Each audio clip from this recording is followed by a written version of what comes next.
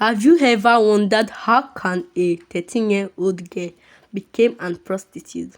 Join me as we dive into the story of Kelechi, how she became an hookup at 13-year-old by her wicked stepmother. The lost innocence of Kelechi. In the quiet suburbs of Lagos lived a young girl named Kelechi. She was the only daughter of Nduka, a rich businessman, and Ikem, a woman admired for her beauty. Kelechi had inherited her mother's beauty, with smooth dark skin, long thick hair, and bright lively eyes that sparkled like stars. Everyone in the neighborhood talked about how beautiful she was, even when she was a little girl. Sadly, when Kelechi was 7, her mother became very sick and passed away, leaving Kelechi heartbroken. Nduka, trying to do his best, remarried a woman named Adaku after a few years. He hoped Adaku would love Kelechi like her own child, but that wasn't the case. Adaku was bitter and jealous. She had owned a daughter named Ijoma from a previous marriage, but she felt threatened by Kelechi's growing beauty. As Kelechi got older, her beauty only blossomed. By the time she turned 13, people couldn't stop staring at her. Boys in school tried to impress her, and even some of her teachers treated her with extra kindness. Kelechi didn't know how special she was, but Adaku saw it and grew more jealous. Adaku was scared that Kelechi would outshine her daughter, Ijeoma, and so she started to treat Kelechi badly. One evening while Keleshi's father was on a business trip, Adaku called Kelechi into the kitchen. The room was dimly lit, with only a small light hanging above the stove. Adaku stared at Kelechi, her face serious. "You are not a child anymore," she said, her voice low and sharp. "You have something that can help this family, something special. It's time you use it." Kelechi, confused and scared, shook her head. "I don't understand what you mean," she replied, her voice barely a whisper. "You will," Adaku said, her eyes cold. The next day, Adaku took Kelechi into town, telling her that they needed to run some errands. But instead of going to the shops, Adaku led Kelechi to the house of a rich man, much older man.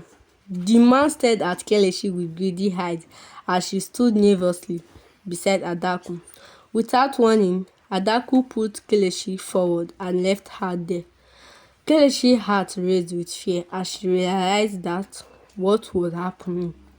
The man handed Adaku a big pile of money before pulling Kelechi into his house. That night, Keleshi's innocence was stolen from her.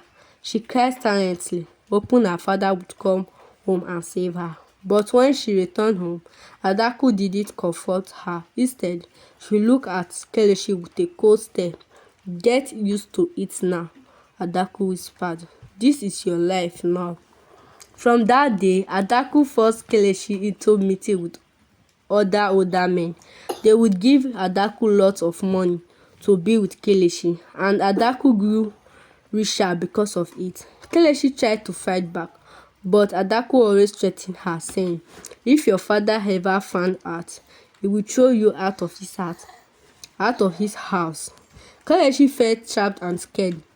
Her life changed completely. She stopped hanging out with her friends, and her grades at school began to drop. People at school started gossiping her, saying she had become bad, but no one knew the reason behind Kelechi's sadness. They just assumed she had chosen this path for herself, unaware of Adaku's cruel plan. One afternoon, Ijoma, Adaku's daughter, noticed Kelechi sneaking out of the house looking sad. Curiosity got the best of her, so she decided to follow Kelechi. She watched in shock as Kelechi was picked up by a strange older man and taken to a fancy hotel. Ijoma couldn't believe her eyes. Her heart raced and she ran home to confront her mother. "Mother, I saw Kelechi with an older man," Ijoma yelled.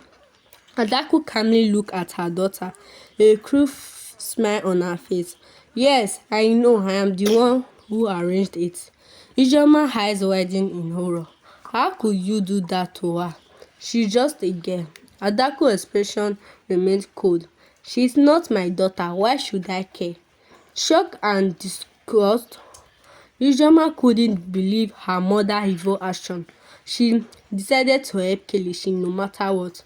Ijoma couldn't stand to see Kelechi suffer any longer. She knew Kelechi's father, Uduka, would do something if he found out. So Ijoma wrote a letter and left it on his desk before he returned from his trip. In the letter, she explained everything: how Adako had been selling Kelechi to strange men and how Kelechi had been suffering in silence. When Uduka came back and read the letter, he was furious. He stormed into the house demanding answer from Adako. "What have you done to my daughter?" he shouted. Adaku tried to lie, but Uduka had already found evidence of the money she had taken from the men. There was no way for her now. Filled with guilt for not protecting Kelechi, Uduka threw Adaku out of the house and promised to make things right. Although Adaku was gone, the pain she had caused Kelechi remained. Kelechi struggled with feelings of shame and guilt, even though she knew it was her fault.